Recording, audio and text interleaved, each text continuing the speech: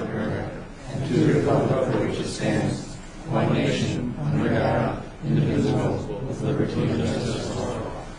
Mr. Danker, would you do the roll call, please? Mayor Steen. Present. Councilmember Large Anderson. Present. Councilmember Jordahl. Present. Boughton. Present. Carolyn. Present. Enright. Present. King. Present. Austin. Present. We have a quorum, Your Honor. Thank you. Item number one, I don't believe we have any changes to the agenda, so we need a motion to adopt the agenda. So moved. Second. All in favor? Aye. Opposed? Item number two is a motion for approval of council minutes from January 21st, 2014. We need a motion. So moved. Second. All in favor? Aye. Opposed? Item number three, are there any citizens present tonight that wish to address the council on items that are not on tonight's agenda? I would. Yes, ma'am. You want to give us your name and address? My name is Kathy Bebo, Scarborough Parnay, and my address is 807 10th Street Northeast. And the question I just have is, the wall that's out by my son's house that is broken off to the ground. I'd like to know what you guys are going to do about it, because from the Minnesota Department of Health, it says, by law, a well must be in use, be under maintenance permit, or be sealed by a licensed well contractor. A well must be sealed if the well is not in use, the well is contaminated, the well has been improperly sealed in the past, the well threatens the quality of groundwater, or the well otherwise poses a threat to health or safety. The well is opened, it's broken to the ground. There is an underground river that runs between the places that by my son's place and this well. And if it isn't going to be sealed, I want to know if they have a permit to use that well. Now, have you called anybody on this, or is this your I first have action? talked to everybody, and it gets around and around and around and around. Stephen? Are you referring to the well that is in the grass area behind your son's home? Yes, I am. Okay, that well was capped. It was capped in accordance with the Minnesota Department of Health by the property owner. When? Within the last year. Okay. That's all I wanted to know. Thank you. Thank you. Anybody else? Okay, if there is nothing else, then the next item is number 4, awards and recognitions. I do have our annual award here for Mr. Dankert and his department. Let me read. It is the Certificate of Achievement for Excellence in Financial Reporting has been awarded to the City of Austin by the Government Finance Officers Association of the United States and Canada for its comprehensive annual financial report. The Certificate of Achievement is the highest form of recognition in the area of governmental accounting and financial reporting, and its attainment represents a significant accomplishment by a government and its management. I think it's always best when these awards come from your people, your organizations, and people like you. So, Mr. Dankert, I think you're might need some help carrying this one. It's pretty heavy. Also, I think you've got a couple of.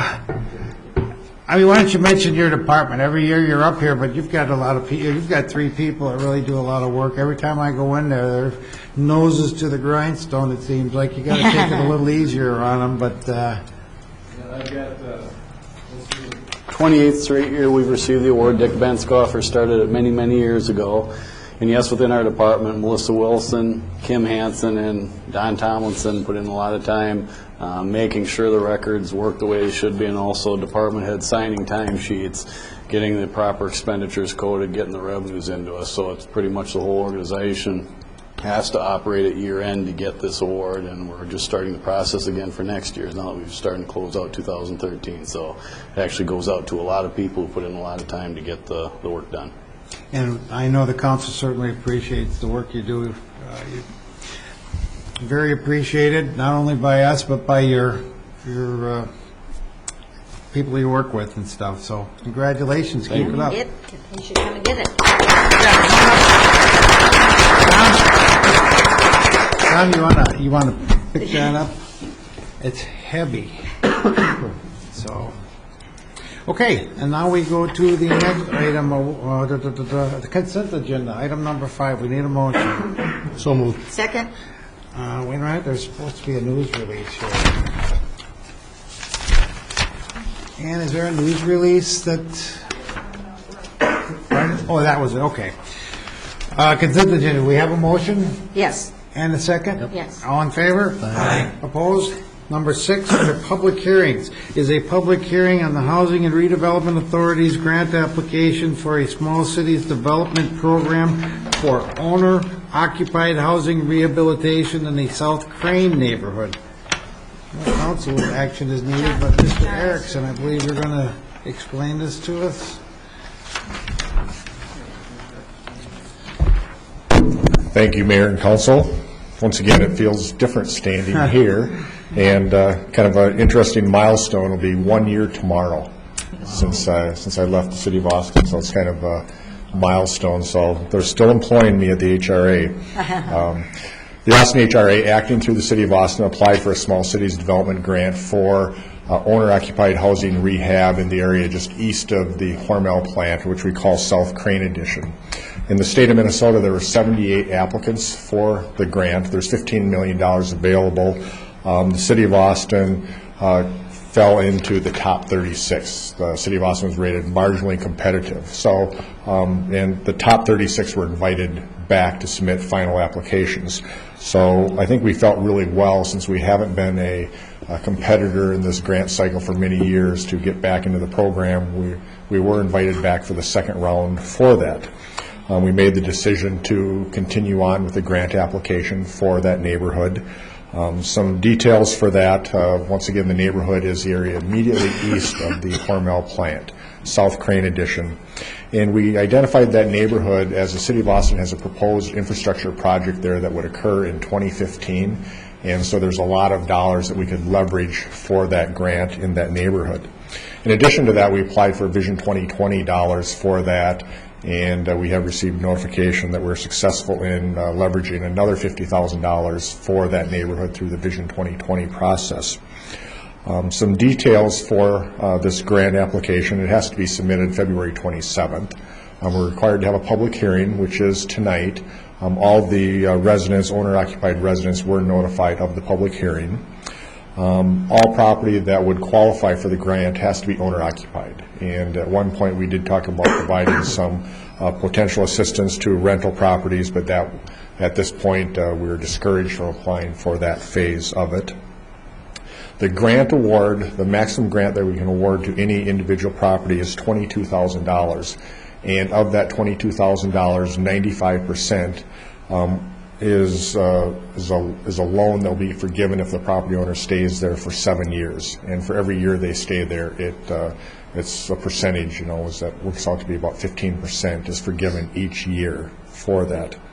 The other 5% of that will be a loan through the HRA, and we have our board has provided for funding for that loan program, and we do charge 2% interest on those loans for that. Homes would be selected based on a survey and an application that they have to submit to the HRA. And so if we have more than 20, it will be based on the date of their application to the HRA. So it would be a wonderful problem that we would have more than 20 apply for that. Once again, we have sent notices out to all the owner-occupied parcels in that area, informing them of the survey, the process that they have to follow, and of tonight's public hearing for that. With this grant application, we have to have it submitted by the end of February, and the determination will be made sometime late spring, early summer for that. And we would have 2 years to execute this grant program. So, John, can you explain what kinds of things that property owners could benefit from if we get the grant? Oh, one of the things that jumps out at me right away is if the city of Austin has a program over there for infrastructure replacement, their service lines, sewer and water service lines, could be upgraded with that. Accessibility ramps. We see a lot of those neighborhoods need accessibility ramps. Windows, roofs, siding. It would be really geared towards exterior improvements, and then life and safety things that would occur on the inside. Is there criteria they have to meet, or is it first come, first serve, or what did they have to fall into what's called LMI, low to moderate income, and it's based that criteria level is based on their family size. So, okay. How much is the grant request for? The total grant request is for $497,000. I believe that's the number, and it will be be dependent upon how many people return the survey and the number of homes there, but it's based on, right now, 20 homes. So. Anybody else? This is a public hearing. Is there anybody that came here tonight to speak on this? Could I add something to your remarks? Yes. Okay. Thanks. I've been deeply involved with HRA. I chaired the board for a few years. I'm now vice chair. But in 12 years living here, my wife being part of that Schindler crew and has chaired the library board until a couple of months ago. And we are on the more and more winning side of this city to really build it and expand it and to deepen its opportunities.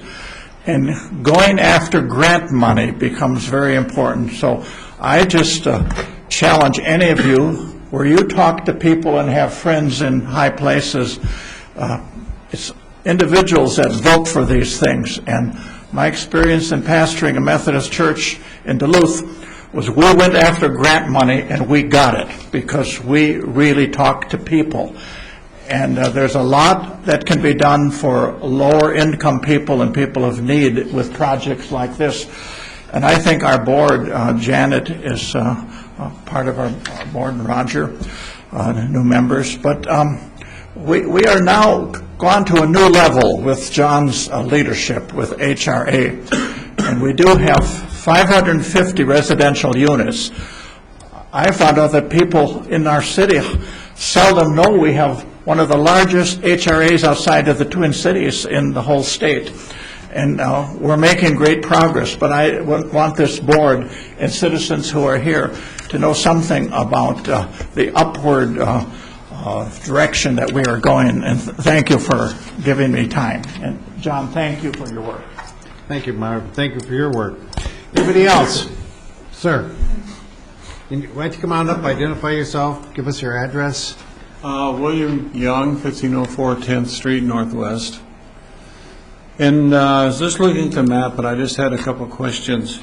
The properties that are not colored in, there are not any color, are those rental properties?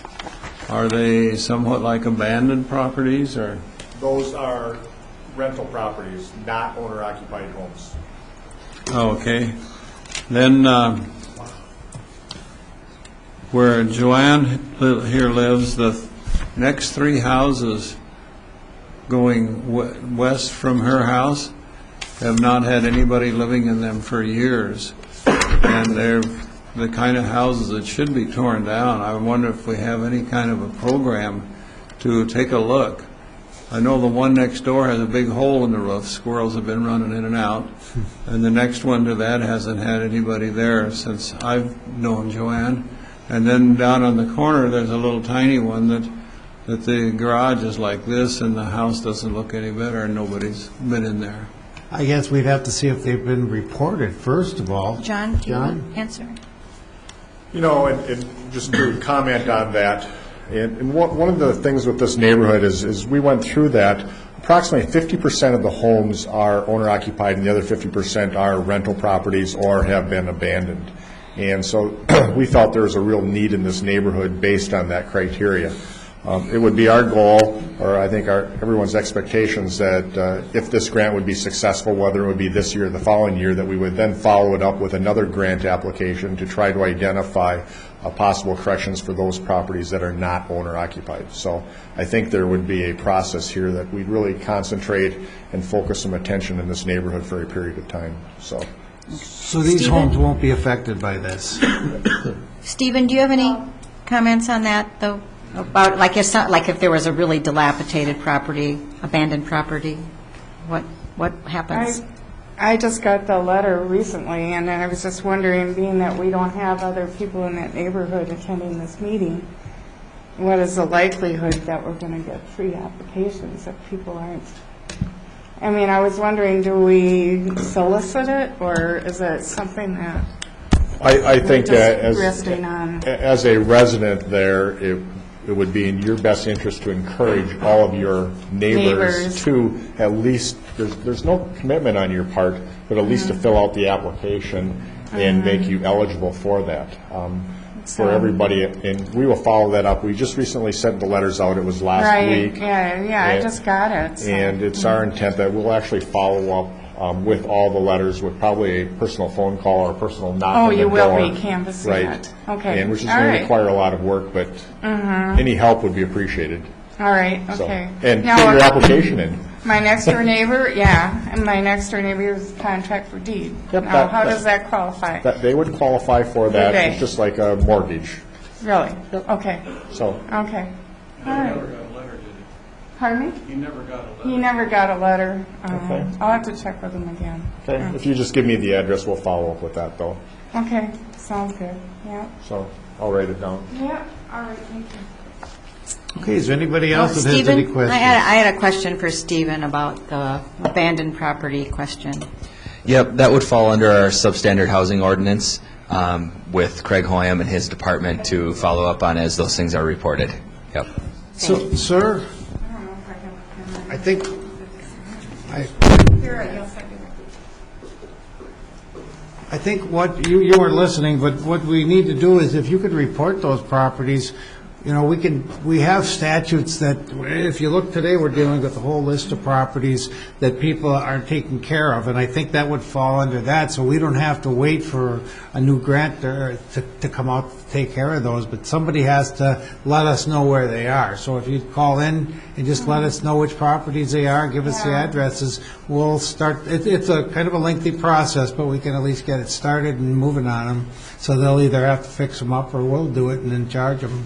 Whatever. One house had a hole in the roof, and it was like a whole year where it rained, and Yeah. and I think somebody got on the case that they had to put a roof on there, but they didn't even finish it, and I don't know what kind of animals could get in that house, but it's not a good deal. Well, there was another one that I'm aware of where raccoons were going in and out. It was abandoned property, and, you know, then kids go in there, and, I mean, it can actually be hazardous, so we don't, we like, Right, well, this one they could get into very. we want to get those cleaned up. So why don't you call up Mr. Lang? That would be your department they'd call? Call Mr. Lang tomorrow and just give him the address, Mr. Lang's office. Stephen Lang. Stephen Lang. Okay, okay. And, or Mr. Hoyam, I think, either one of them could handle it, and then they'll get somebody out to look at them, and we'll send out letters, and, you know, we'll start the process to get them fixed or tore down. Yeah, But we don't have to wait for another grant for that. okay. Okay. That would be great for you. Okay, thank you. Okay, I definitely will talk to you about that. Anybody else? This is a public hearing. Okay, well, we don't need any action at this time, so that should be, anybody else have anything on the council? If not, we'll move on. Number 7 is a motion approving the Hormel Nature Center's request to move forward with plans and a fundraising campaign for a new visitor center. Kim? Thank you, Mayor and Council. As we spoke at our last work session, Larry was there to explain kind of the process that we're trying to go through, and what we'd like from the council is permission to start this process so we can do fundraising and get architects on board to try to see what this kind of a building would cost us. And we did talk about this at our last work session. Yes, we did. Okay, any questions? If not, we need a motion. I move. Motion. So moved. Roger, you seconded? Okay. All in favor? Aye. Opposed? Thank you. Number 8 is a resolution accepting donation from the Hormel Foundation to Austin Works. Tom, do you want to explain that? I certainly can, unless Sandy wants to talk a little bit about the Austin Works request for Vision 2020. I'll let Sandy fire away. Good evening, everyone. I think you should have got some information in your packet, as well as, opinions from David and Tom regarding that request. Basically, what we're talking about is through 2020, establishing a new program called Austin Works. It's our intent to ramp up our service to newcomers and prospective newcomers to the community, and this is one of the funding sources. So it would, the grant would be received from the Hormel Foundation and then passed on to the chamber through the city. Kind of like the old welcome wagon we used to have in town? a little bit beyond that. This is very much modeled at a program they've had in Dubuque for a number of years, enjoyed quite a bit of success, but it is about connecting the entire family, not just the employee, and keeping them connected throughout the community, including helping find the trailing spouse career opportunities. Okay. Any questions? If there are none, we need a resolution. So move the resolution. Is there a second? Second. Mr. Dankert. Councilmember Jordan. Aye. Boughton. Aye. Carolyn. Aye. Enright. Aye. King. Aye. Austin. Aye. Councilmember Large Anderson. Aye. Resolution passes 7-0, Your Honor. Thank you, Sandy. Item number 9 is a resolution approving agreement between the United Automobile Aircraft, Aerospace, and Agricultural Workers of America and its local 867 wastewater treatment plant in the city of Austin for calendar year 2014 through 16. Mr. Dankert? UAW treatment plant employees have agreed on a contract for the years 2014 through 2016. The major change is a 2% increase each year starting January 1st. There are other minor changes. The clothing allowance and house safety glasses are reimbursed, but for the most part, the big one is the 2% wage increase that has been negotiated. Is that our last unit now? No, we still have one group, ASME, left to negotiate with. Questions? Comments? If there are none, we need a resolution. So move the resolution. Second. Mr. Dankert. Councilmember Jordan. Aye. Boughton. Aye. Carolyn. Aye. Enright. Aye. King. Aye. Austin. Aye. Councilmember Large Anderson. Aye. Resolution passes 7-0, Your Honor. Thank you. 10 is a resolution accepting donation to the Park and Recreation Department every month, right, Kim? I know, it's getting good, isn't it? Yeah. This one is actually for the Nature Center. Dr. Richard and Belita Schindler have in the past been donating dollars towards cross-country ski accounts so that kids can go out there and ski for $1. And instead, then they don't have to buy those passes either from the state. It's working out very well. So I would just like you to approve that. Questions, comments? If there are none, we need a resolution. So move the resolution. Second. Mr. Dankert. Councilmember Jordan. Aye. Boughton. Aye. Carolyn. Aye. Enright. Aye. King. Aye.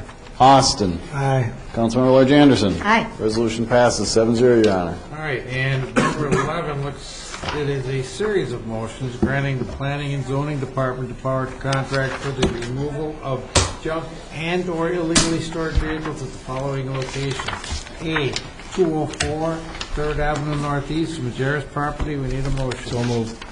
For a second. Second. All in favor? Aye. Opposed? B, 1004 4th Avenue Northeast, the Talamontes property. We need a motion. So moved. Second. All in favor? Aye. Opposed? C, 1706 3rd Avenue Northwest, the Benson property. We need a motion. So moved. Second. All in favor? Aye. Opposed? D, 1509 1st Avenue Southeast, the Heimsmith's Grandholm property. Need a motion. So moved. Second. All in favor? Aye. Opposed? E, 600 2nd Avenue Southwest, the Rodriguez Vargas property. We need a motion. So moved. Second. All in favor? Aye. Opposed? F is 704 2nd Avenue Southwest, the Gonzalez property. We need a motion. So moved. Second. All in favor? Aye. Opposed? G, 708 2nd Avenue Southwest, the Heartland property. So moved. Second. All in favor? Aye. Opposed? H, 905 4th Avenue Southwest, the Dale property. We need a motion. So moved. Second. All in favor? Aye. Opposed? I, 711 9th Avenue Southwest, the Gomez Gonzalez property. We need a motion. So moved. Second. All in favor? Aye. Opposed? And our final motion of the evening until adjournment is J, 1201 10th Avenue Southwest, the Williamette property. We need a motion. So moved. Second. All in favor? Aye. Opposed? We now come to reports and recommendations. Let's start with Jeremy tonight. Nothing, Your Honor. Roger? I attended a Minnesota League of Conference meeting on Friday and Saturday on conflict resolution, so watch out. Can't argue with you anymore? Oh, no. Mike? There's a Community Education Advisory Board meeting last week. It was moved due to snow from the week before, but went over the the book for this coming session, so it should be out. It went out in the shoppers and stuff, so people should have them. And there's some of them are starting, so sign up if you haven't. Great, thank you. Janet? We are showing the Paint the Town Pink glasses. Paint the Town Pink has actually officially kicked off because there were events in Rose Creek last weekend, and check the calendar of events for Brownsdale. The city of Brownsdale is hosting several Paint the Town Pink events, and that goes all towards breast cancer research at the Hormel Institute. And Paint the Town Pink Austin is February 14th through the 23rd, and there's a direct link to the schedule on the City of Austin website and the City of Austin Facebook page. So please check it out and support Paint the Town Pink. There's lots of fun things to do, and all goes for a good cause. That's what I have. Thank you, Janet. Gifford? The only thing I have is, I heard there's a rumor that it's your birthday today, Your Honor? That's just a rumor. Okay, happy birthday, Your Honor. Thank you. That's all I have. Steve? I think you look pretty good for 80, Tom. Nice work. I feel like I'm older, though. And there's been some discussion about a spanking machine, but we just decided to sing you happy birthday instead. So, happy birthday to you.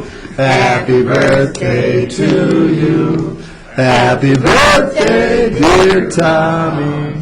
Happy birthday to you. Thank you, I appreciate it. Roger sounds good. I heard Raj. He sounds good down there. 62, if anybody wants to know. I'm not ashamed of, you are what you are. Judy? Yes, this Sunday, there's a fundraiser for Beyond the Yellow Ribbon, and this supports our soldiers, National Guard, and veterans. And it is a breakfast from 8 to noon at VFW, and it's a free will offering for the breakfast. So where is that? if you want to, VFW, between 8 and noon, Sunday, February 9th. And what day is that? Sunday. Okay. I'll mention it tomorrow. So come and have a good breakfast, and some of us will be waiting on you. Okay. Anybody else? Stephen? Notices have been sent out to property owners that are impacted by street reconstruction projects for 2014. Those went out just recently, and we will also be having informational meetings with those residents on Wednesday, February 12th. We have individual times set up for that, starting at 5:30. That is just to get information out to the residents ahead of our hearings that we will have at the next council meeting on February 18th. Any other department heads? All right, I don't have anything. I just, I know Judy is collecting money yet for Paint the Town Pink, and I would really like to thank her and Janet both. They really get involved in this, and they do an awful lot of work for the community on that. So I think that they should know we appreciate their efforts in that. And if anybody wants to make donate, is anybody else going in? I'm plunging, so I would really appreciate some donations. We're going to have her picture on the front page again this year. It was on the front page, wasn't it, last year? Yes. Okay. With that, we need a motion to adjourn till Tuesday, February 18th at 5:30. So moved. Just all in favor? Aye. Opposed? We're going to take a 10-minute break and meet in the small conference room across the hallway.